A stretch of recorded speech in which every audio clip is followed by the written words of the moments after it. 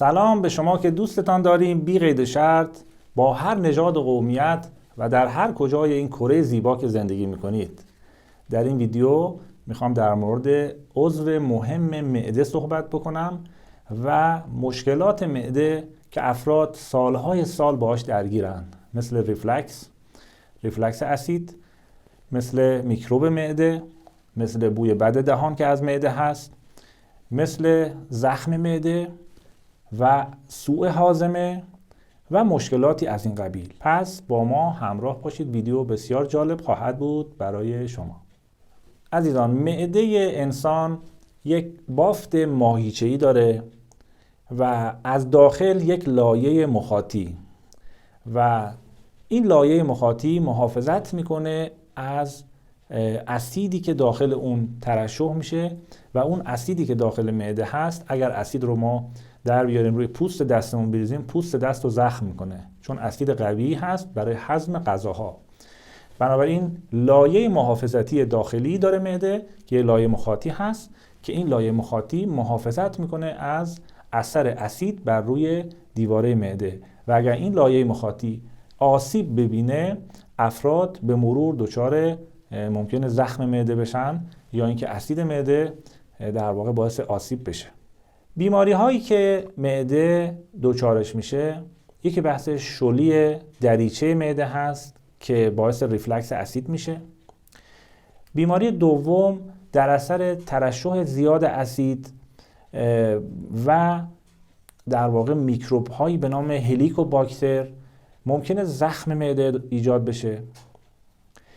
مورد سوم بیماری هایی هستش که درون معده اتفاق میفته و فرد دچار سوء هاضمه میشه و خوب نمیتونه غذا رو هضم بکنه و فرد میبینید آروغ ترش میزنه، خیلی وقتا آروغ های ترش و بدبویی میزنه.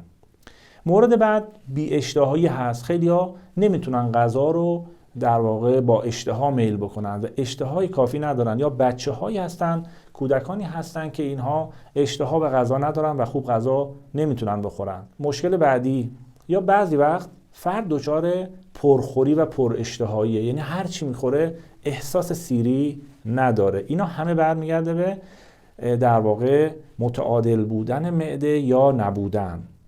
علتهای اینها رو و درماناشو خدمت شما توضیح میدم. پس یک سری نکاتی رو به عنوان مسائل عمومی معده داریم که اگر اینها رعایت نشه زمینه ایجاد این بیماری ها فراهم میشه. پس علت این مشکلاتی که درون معده هست رو با همدیگه بهش میپردازیم. عزیزان، داروی معده در دهان ساخته میشه و عزیزانی که با حوصله غذا میخورن، غذا رو خوب میجوند، موقع غذا استرس ندارن، موقع غذا روحیه آرامی دارن، این خیلی کمک میکنه به در واقع هضم بهتر غذا و کمک میکنه به معده. در واقع غذا بایستی در دهان به خوبی جویده بشه و بهتره که در واقع به تعداد دندون هامون هر لقمه غذا رو ما بجویم.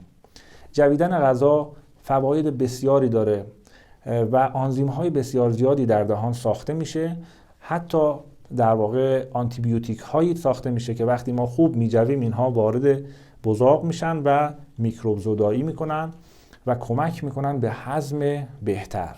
پس زمانی که غذا میخوایم بخوریم بایستی با آرامش غذا بخوریم. اکثر کسانی که با استرس غذا میخورن دچار مشکلات معده میشن. پس مورد اول آرام غذا خوردن و خوب جویدن و عجله نداشتن. مورد دوم همراه غذا آب نخوردن، خصوصا آب سرد نخوردن. آب خوردن حین غذا به شدت باعث رقیق شدن شیره گوارشی و ضعف معده میشه و سردی معده اصطلاحاً ایجاد میشه. مورد سوم که معده رو اذیت میکنه و بیماری‌های متعددی برای معده ایجاد میکنه، استفاده از غذاهای خیلی داغ هست. بعضی‌ها عادت دارن به چای داغ خوردن. ببینید وقتی که شما میخواین دماسنج مناسبی داشته باشید برای اینکه چه میزان دمایی رو معده تحمل میکنه، لبهای شما ملاکه و نوک انگشتان دست. اگه نوک انگشتان دست و لبها تحمل اون دما رو داشتن، دما ایدئاله. بنابراین نه خیلی داغ باید باشه، وقتی غذای داغ میخوریم آسیب میزنه به معده، و نه خیلی یخ. وقتی که آب یخ هم میخوریم این هم یه آثار منفی در معده ایجاد میکنه که حالا بهش خواهیم پرداخت. عامل بعدی که باعث میشه مشکلات گوارشی به وجود بیاد، سوء هاضمه به وجود بیاد، نفخ به وجود بیاد و مشکلات متعددی برای بدن ایجاد بشه، بحث مصرف بی‌رویه بعضی از غذاها هست. کسانی که خیلی علاقه زیادی دارن به خوردن چای، غذاهای اسیدی. چای عزیزان در پی اچ معده رو به هم میزنه. خیلی از کسانی که مشکل معده دارن به تجربهش رسیدن، میگن وقتی ما چای میخوریم دچار مشکلات معده میشیم، اذیت میکنیم ما رو. حالا من بهتون میگم چه دمنوش هایی بخورید که برای معده مفید باشه. درمان ها رو در ادامه کاملا خواهم گفت. کسانی که به معدهشون استراحت کافی نمیدن، اینها دچار مشکل میشن، دچار سوء هاضمه میشن، دچار نفخ میشن. استراحت کافی یعنی چی؟ یعنی غذا باید وارد معده بشه، معده فرصت کنه کاملا هضم بکنه و غذا رو عبور بده و بعد که از معده خارج شد شما غذای بعدی رو میتونید مصرف بکنید. کسانی که ریزخواری دارن و دائم در حال غذا خوردن هستن، اینها اجازه نمیدن معدهشون استراحت بکنه و ترمیم بشه و سیستم ترمیم رو در واقع فعال بکنن. علت بعدی مشکلات معده ریفلکس و زخم معده و مشکلاتی که باعث سوء هاضمه میشه، بحث استفاده از غذاهای اسیدی زیاد هست، مثل لبنیات. کسانی که لبنیات زیاد مصرف میکنن اینها بدونن که هم در واقع پی اچ معده رو به هم میزنن و خیلی وقتا دچار نفخ میشن، دچار مشکلاتی میشن، آروغ ترش میزنن و اگر میخوان مصرف بکنید بایستی لبنیات رو طبق اصولی لبنیات سالم باشه و در واقع با مصلحش خورده بشه، یعنی اون تعادل گرمی سردیش رعایت بشه. اگه یادتون باشه قدیم مثلا ماست چکیده رو با موسیر یا با کاکوتی یا با یک گیاهی میخوردن که در واقع این مصلحش هست و گرمش میکنه به لحاظ مزاجی. در واقع این باعث میشه که معده خیلی اذیت نشه. مسئله بعد که خیلی خیلی حیاتی هست برای معده بحث استرس هست و کسانی که استرس های طولانی دارن اینها در طی روز اسید دائم ترشح میکنن و حدوداً یه چیزی بین 4 تا 6 لیتر اسید اضافی در معدهشون ترشح میشه. اسیدی که نمیشه جمعش کرد، نمیشه کنترلش کرد. معده همیشه در حال ترشح اسید هست و این اسید اضافی از معده وارد روده میشه، جذب میشه، رو مفصل‌ها اثر میذاره، باعث مشکلات آرتروز میشه، باعث کمردرد میشه، باعث سردردهای میگرنی میشه، باعث تغییر پی اچ در کل بدن میشه و باعث بیماری‌های حتی چشمی میشه، بیماری‌های قلبی رو به همراه داره. چرا؟ به خاطر اینکه اسیدی که داره ترشح میشه تنظیم بدن رو به هم میریزه. بنابراین ما در مورد عضوی صحبت میکنیم که این عضو عملکردش روی تمام اعضا و جوارح ما مؤثره و اگر بیش از اندازه اسید ترشح بکنه خیلی ها دچار مشکلات مفصلی میشن، دچار مشکلات متعددی میشن که آرتروز، روماتیسم، بیماری‌های حتی بیماری‌های پوستی و جلدی. این اسید اضافی که ترشح میشه به کبد فشار میاره، مشکلات کبدی ایجاد میکنه. این اسید اضافی در واقع تمام سیستم خونی رو تحت تأثیر خودش قرار میده و بدن باید برای به تعادل رسوندن اون زحمات زیادی بکشه که این پی اچ رو حفظ بکنه. پی اچ بدن همیشه توی یک رنج متعادلی هست و بدن تلاش میکنه و فعل و انفعالات و واکنش‌های شیمیایی زیادی رو انجام میده برای حفظ این پی اچ و وقتی ما اسید زیاد ترشح بکنیم در واقع فشار داریم میاریم به این سیستم تعادل بدن. عزیزان، شماهایی که بیماری‌هایی در معده‌تون دارید که سالهای سال درگیرش هستید و احساس ناراحتی دارید، احساس سوء هاضمه دارید، احساس سنگینی سر دل دارید، احساس ترش کردن دارید و حس خوبی ندارید بعد از غذا خوردن، این نکاتی که میگم نه تنها معده رو تنظیم میکنه بلکه کمک میکنه به صحت و سلامت کل بدن و این نتیجه تجربیات ما هست. من نسخه های متعددی میدم که تنوع داشته باشین و شما قدرت انتخاب داشته باشین و بتونید یکی از اینها رو بسته به شرایط محیطیتون انتخاب بکنید و اجرا بکنید. و پس بنابراین نسخه های معده ما معمولا عمومی هست و توصیه های پیشگیرانه و یک سری آداب هست و یک سری هم داروهای گیاهی بسیار ساده و بدون هیچ عارضه‌ای که خدمت شما خواهم گفت. بریم سراغ درمان. اولین راه درمان برای مشکلات معده، چه اسید معده، چه زخم معده، چه میکروب معده، بحث پرهیزه. من همیشه پرهیز میدم و استراحت. یه رژیم دارم، رژیم 3 روزه هست. این رژیم 3 روزه عزیزان، کسانی که میکروب معده دارن، هلیکوباکتر دارن، ریفلکس دارن، سالهای سال درگیر این مسائل معده هستن، این رژیم رو انجام بدین. روز اول معده رو تخلیه بکنید با مسهل‌ها، با یک ماده‌ای که روده ها رو تخلیه بکنه، مثل روغن کرچک، مثل گل محمدی و برگ سنا که ترکیب بکنید، بجوشونید، روده ها تخلیه میشه. 2 بار دم کنید. مثل فلوس، یک گیاهی هست لوله‌ای شکل، شبیه روده هم هست، اتفاقا نیم کوب میکنن میجوشونن، مثل خاکشیر و ترنجبین، یک ماده‌ای که روده هاتون تخلیه بشه. 2 بار اینو میل میکنید، روده ها که تخلیه شد، بعد شروع میکنید این رژیم رو انجام دادن. یعنی روز اولی که شروع میکنید به رژیم، صبح در واقع این مسهل رو میخورید، روده ها تخلیه میشه، بعد از ظهر هم دوباره میخورید، بینش هیچ ماده غذایی مصرف نمیکنید بجز یک چیز: آب، عسل و لیمو ترش تازه. 1 لیوان آب، 1 قاشق عسل، 1 قاشق هم آب لیمو ترش تازه. این نسبتش هست. در طی روز 10 لیوان، 8 لیوان، هر چقدر خواستید میتونید مصرف بکنید. آرام آرام میل بکنید و غذاتون میشه شربت عسل. گشنه شدید، شربت عسل، همین شربت عسلی که میگم، به علاوه سیب،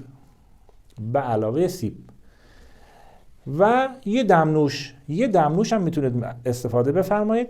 یه دمنوش، یه جوشانده نعنا همه جا هست، نعنا رو بجوشانید و شیرین کنندش هم در واقع خرما باشه، با خرما میل بفرمایید. یعنی 3 تا ماده غذایی رو شما مصرف میکنید به مدت 3 شبانه روز.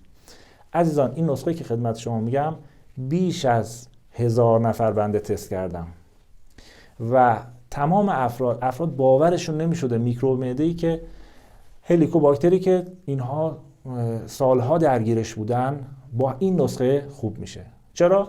چون عسل آنتی باکتریاله و وقتی که معده خالی هست، میکروب ها میان برای دریافت مواد غذایی، هیچ چی نیست بخورن به جز عسل. عسل هم به جدار معده در واقع آغشته میشه و عسل تنها چیزیه که اون میکروب ها رو از بین میبره. عسل طبیعی باشه بهتره. حالا رو عسل هم خیلی سخت نگیرید، بعضیا خیلی سخت میگیرن. عسل صنعتی نباشد.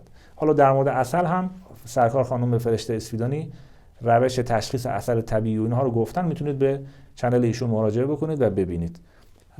ولی سخت نگیرید، عسل رو استفاده بفرمایید به همراه سیب، به همراه جوشانده نعنا. این ترکیب خالی بودن معده خیلی مهمه. 3 شبانه روز شما تحمل کنید. اگر معدتون خیلی مشکل نداره 2 تا، اگر کمتر 1 شبانه روز این نسخه رو انجام بدید، بخش زیادی از این مشکل ها حل میشه، ریفلکس معدتون خوب میشه.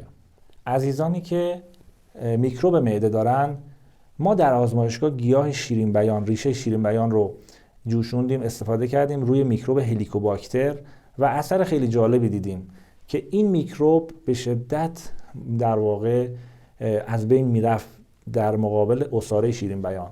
شیرین بیان داروی بسیار خوبی برای میکروب معده هست و شما میتونید در طی اون رژیم 3 روزه، اگر مشکل میکروب معده حادی دارید، این 3 روز تا 5 روز هم میتونید ادامه بدید. روز 2 بار هم جوشونده شیرین بیان مصرف کنید و بعد از این 5 روز به مدت 2 هفته فراورده های حیوانی مصرف نفرمایید، نه گوشتی نه لبنی، و غذاهای گیاهی استفاده بفرمایید. و قند و شکر غذای مناسبی هست که برای میکروب ها استفاده میشه و توصیه میکنیم در طی دوران درمانتون از قند و شکر سفید و صنعتی و شیرینیجات استفاده نفرمایید. شیرین کنندتون فقط عسل باشه. عزیزان، قصد ندارم بهتون استرس بدم، ولی اگر میکروب معده بیش از حد بشه و این میکروب معده میتونه آروم آروم در جداره معده ایجاد زخم بکنه و فرد دچار سوزش‌های نقطه‌ای در معده میشه که احساس میکنه از یه سکه یک جای معدهش میسوزه، که این یک نشانه ای از میتونه زخم معده باشه. و یا شروعش باشه. اینو شما مد نظر داشته باشید. این رژیم 3 روزه و بعدش 2 هفته فرآوردهای حیوانی نخوردن، این رو انجام بدید. فقط برای ترمیم زخم اینجا بارهنگ رو ما توصیه میکنیم. یه قاشق بارهنگ در یه لیوان عرق نعنا بجوشونید، جوشوندش رو بذارید ولرم بشه، یکم عسل حل بکنید، صبح، ظهر، شب از این استفاده بفرمایید. بارهنگ حالت ژله‌ای داره و به همراه عسل کمک میکنه به ترمیم زخم‌های داخلی معده. بنابراین اگر زخم معده دارید، این نسخه مجرب هست، ساده هست، ارزان هست و بدون هیچ عارضه‌ای. عزیزان، این نکته رو من تأکید میکنم. اگر میخواین معده سالمی داشته باشید، تا گرسنه نشدید، گرسنگی واقعی سراغتون نیامده، سراغ غذا نرید. از گرسنگی لذت ببرید، چون وقتی شما گرسنه هستید سیستم اتوفاژی در بدن فعال میشه. سلول‌های ناقص، سلول‌های سرطانی، سلول‌هایی که ایراد دارن، اینا همه در واقع از بین میرن و گرسنگی باعث پاکسازی میشه. از گرسنگی خودتون لذت ببرید. اینجوری نباشه که به محض گرسنه شدید سعی کنید خودتون رو برسونید. نه، یه مقدار گرسنگی بکشید که وقتی غذا میخواین بخورید با اشتها بخورید. و مورد بعد، زمانی که غذا میخورید آداب غذا خوردن رو رعایت بفرمایید که اون آداب غذا خوردن هم در چنل گذاشتن، میتونید مطالعه بفرمایید و ببینید ویدیوشو. قبل از سیر شدن چند لقمه هنوز اشتها دارید، سعی کنید دست از غذا بکشید و اجازه بدید معده در واقع یه مقداری ظرفیت براش باقی بذارید. به قولی که از دوستان ما میگفت که 4 لقمه قبل از ترکیدن آقای دکتر من دست از غذا میکشم. نه، 4 لقمه قبل از سیر شدن، نه قبل از ترکیدن. این رو اگر رعایت بفرمایید کمک میکنه به معده سالم در طول عمر. چند تا نکته میخوام بگم و چند تا نسخه های ساده برای درمان مشکلات معده. ببینید عزیزان، دوستان، اطباء و کسانی که در حوزه طب سنتی کار میکنن، اینها به محضی که مریض مراجعه میکنه میگن خب عرق نعنا بخور، نمیدونم گرمی بخور برای معده. درسته، اینها بخش زیادی از مشکلات معده رو برطرف میکنه یا خیلی از افراد دچار این مشکل سردی معده هستن، ولی بعضی‌ها هم از دیدگاه طب سنتی معدهشون گرمه و اتفاقا با گرمی ها نتیجه نمیگیرن و نسخه بارهنگ و عرق نعنا که نسخه معروفی هم هست استفاده میکنن، بدتر میشن. توصیه ما اینه که شما تشخیص با خودتون ببینید. یه زمانی هست میگیم من مثلا ماست میخورم، سردیجات میخورم، خیار میخورم یا غذاهایی که طبع سردی دارن استفاده میکنم، معدم دچار در واقع مشکل میشه. بله، اینجا معده شما سرده، بایستی خب درمان کنید به ضدش، یعنی گرمی بخورید. یعنی چی؟ یعنی عسل بخورید، خرما بخورید، زیره بخورید. بعد غذا 4 زیره، خصوصا یک داروی بسیار عالی برای ترشی معده هست که ترکیبی از زیره سیاه، زیره سبز، رازیانه و تخم شیویت هست. اینا رو میتونید پودر کنید و بعد غذا یه قاشق مرباخوری مصرف بکنید. هر کسی ترشی معده داره این کار رو انجام بده، بلافاصله ترش کردنش از بین میره. این برای این مورد بسیار عالی هست. ولی زمانی که شما گرمی معده دارید و با خوردن گرمیجات دچار مشکل میشید، نسخه شما در واقع رب انار یا یک چیز خنک هست که این رو در واقع در طی روز شما مزمزه باید بکنید و رب انار رو حتی میتونید با یه مقدار عسل مخلوط بکنید یا رب انار تنها رو صبح، ظهر و شب نصف قاشق چایخوری بذارید داخل دهان، آرام آرام اینو میل بکنید. این نسخه بسیار خوب و مجرب هست برای کسانی که حرارت معده دارن، صفرای معدهشون زیاد هست و کسانی که معده های گرمی دارن.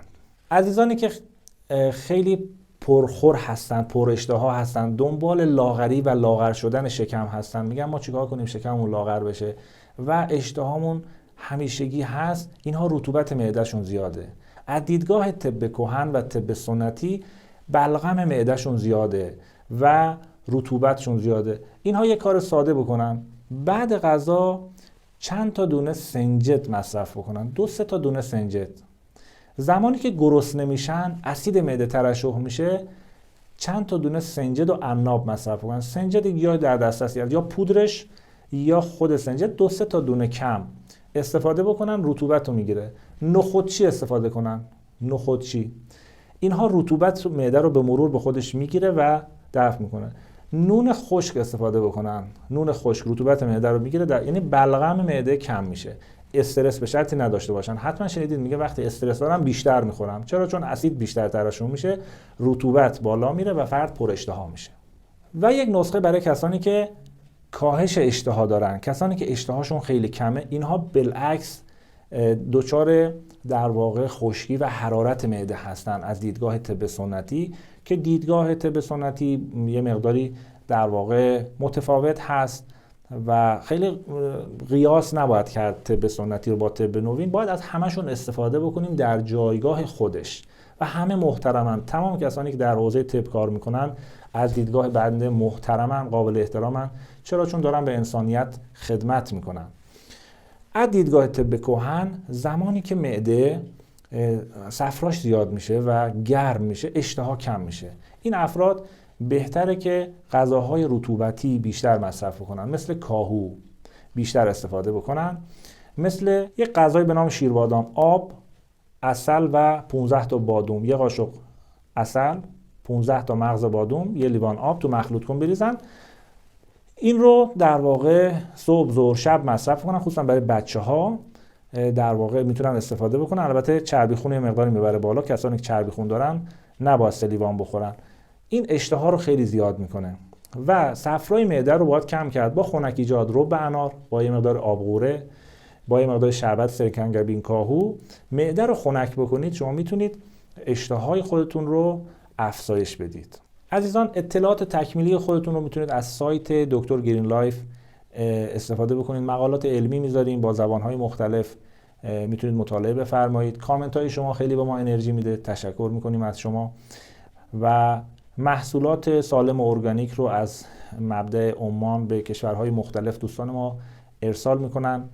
کسانی که قصد سفر به عمان به تور سلامت دارن و ویزیت های ما که کاملا رایگان هست دوست داشتین، میتونید با شماره که در دیسکریپشن هست هماهنگ بفرمایید. و یک نکته هم خدمت عزیزان بگم، من همیشه برای سلامتی جسم توصیه‌ام اینه که در واقع ذهن سالم هم نیاز داریم و توصیه میکنم چنل های پروفسور دانش رو مطالعه بفرمایید، مراجعه بفرمایید، یه نگاه بکنید، خوشتون اومد سابسکرایب بکنید. یک سری هم کتاب هایی هست در حوزه مثبت اندیشی و در واقع ارتقاء روحیه و ذهن خودمون. یکی در آمازون دیدم منتشر شده، کتاب بسیار جالب بود به نام پلکان ترقی. اونم لینکش رو میذاریم، اگر دوست داشتید مطالعه بفرمایید. شاد و موفق و پیروز باشید. خدا نگهدار.